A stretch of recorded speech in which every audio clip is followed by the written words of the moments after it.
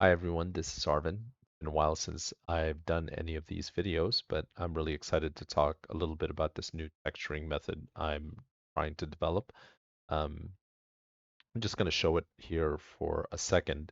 Basically, this is using a triplanar projection on this asset, and as you can see, when I rotate it, the texture will swim along the grain or the rotation of the object, and the grains will always flow along the direction that the plank is pointed towards. So even if I go sideways this way, it still is fine. I'm going to go over a tutorial on how to build out the shader, but for right now, I kind of just wanted to show you all how the workflow could work as you're building out your assets and using this texture system. So what you can see here is I can make some adjustments on here. So I can darken my highlights, brighten my highlights. So I have a mask here. And you can see that I also have, outside of the grain normals, I also do have, it's hard to tell here. Let's see if I can see maybe with just a lighting only. Yeah, there's still some grain of the wood. Rotate this a little bit. That's on the not just part of the texture, but also part of the sculpt. Now it's a little hard to see the difference right now because there's so much texture swimming.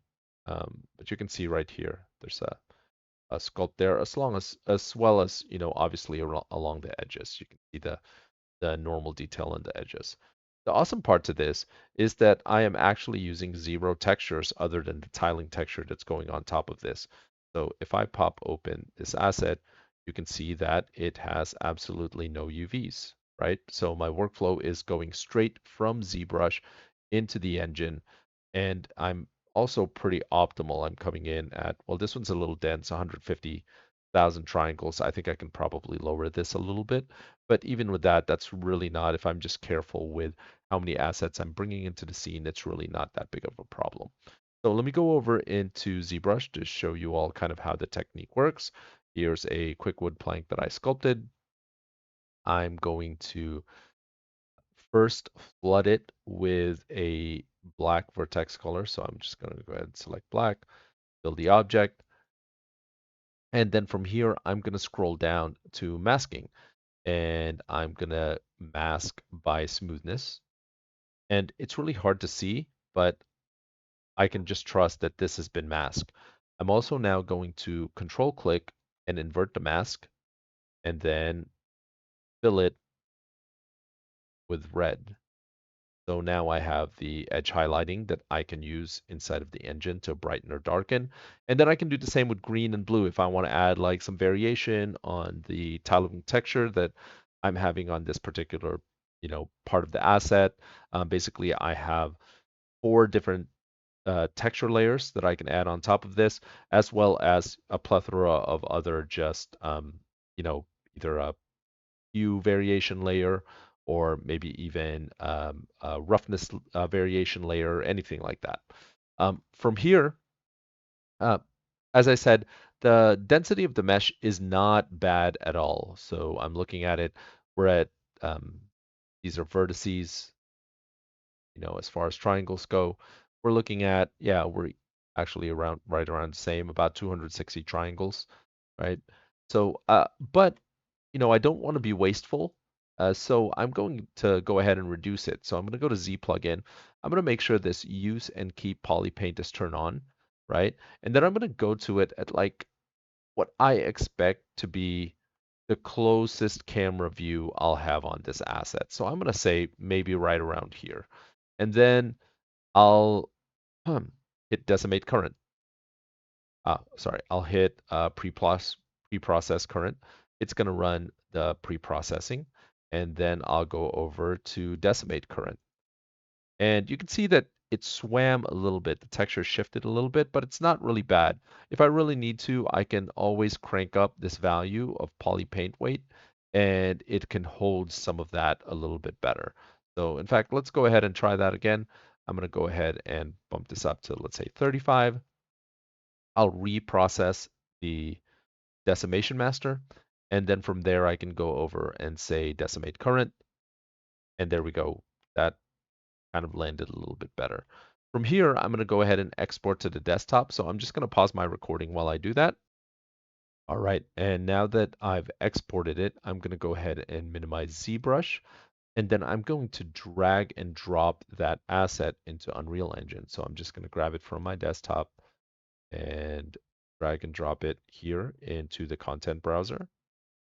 And it's going to ask me a bunch of different questions here. Oh, this is cool. Looks like it's actually using the new interchange framework for Unreal 5.5 for FBXs. So that's really cool. I haven't really double checked anything here, but what the only thing we want to make sure we're doing is we want to make sure we're actually building nanite. So that's great. And then let's type in light maps. We definitely don't want to generate light maps, which is already there by default. And I think that's really it. Oh, and the vertex color options, we want them to be replace, right? Which basically means it will import whatever we pull in. So I think this should be good, and we will hit import.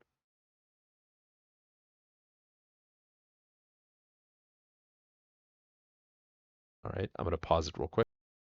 And now we have imported it in. I'm just going to right click here and quickly save. And then let's go ahead and open it in the static mesh editor. And from here, I actually tested it just to make sure it works. But initially, right, let's just reset this. You've got a blank gray material.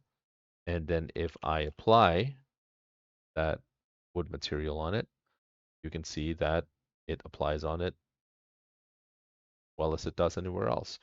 From here, we can close this, drag and drop it into the scene. Right? Let's switch back over into lit mode, and it's fully textured. Obviously, the awesome part to this is how quickly you can iterate. So if I want to go back into ZBrush, right, and I just want to step back, you know, maybe a few frames, and let's just say, hey, I really, really want to, I don't know, crash in. Maybe I want to flatten out this top. Let's do some very um, very obvious changes, right? And then let's say maybe I used a Damien standard brush, right? And then let's really just cut into here,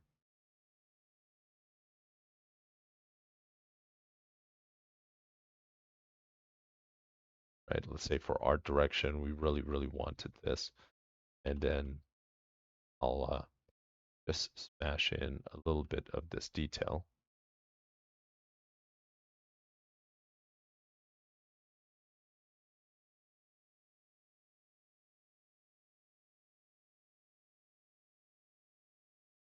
Obviously, there's parts of this I'd still want to automate even more, but you know, I was talking to another tech artist friend, and we were talking about possibly, hey, what about, leveraging Houdini, right, in order to generate these masks, and then we just build it as part of a pipeline to where you could export, and anytime you hit export on ZBrush, it pushes it to Houdini, it generates the masks, then you pull it into, and then it runs the decimation, and then it pulls it in Unreal Engine after that.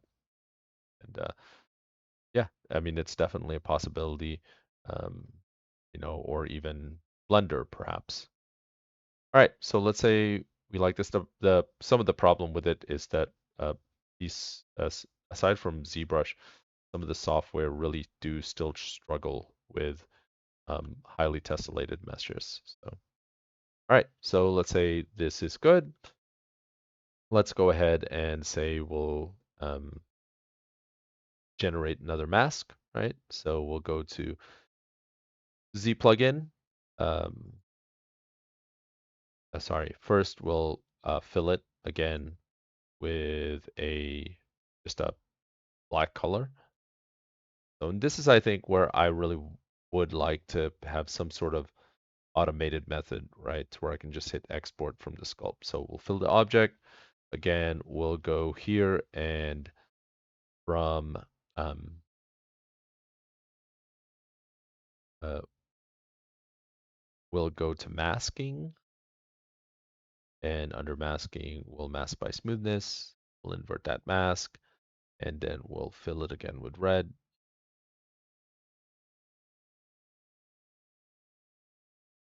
Right? Then we will get rid of the mask, go to Z plugin, make sure we have that use and keep polypaint, reprocess current, right? And then we'll go to decimate. That's great. All right, and then we'll export again.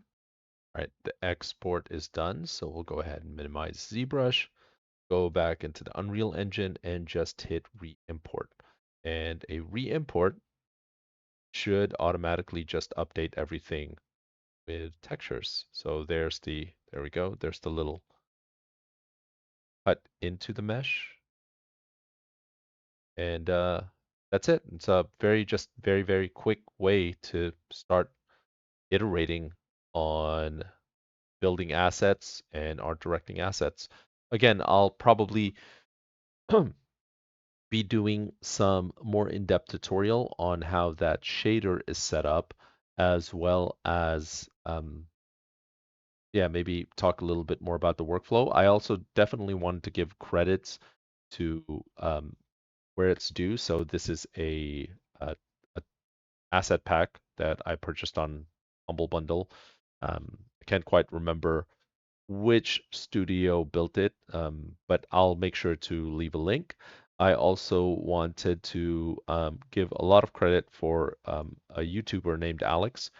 He talks about this really, really efficient way of doing a triplanar project, which I am using here. It does it via UV space, which ensures that we're only sampling the texture one time. Just make sure that it's very, very um, performance uh, uh, aware, performance efficient.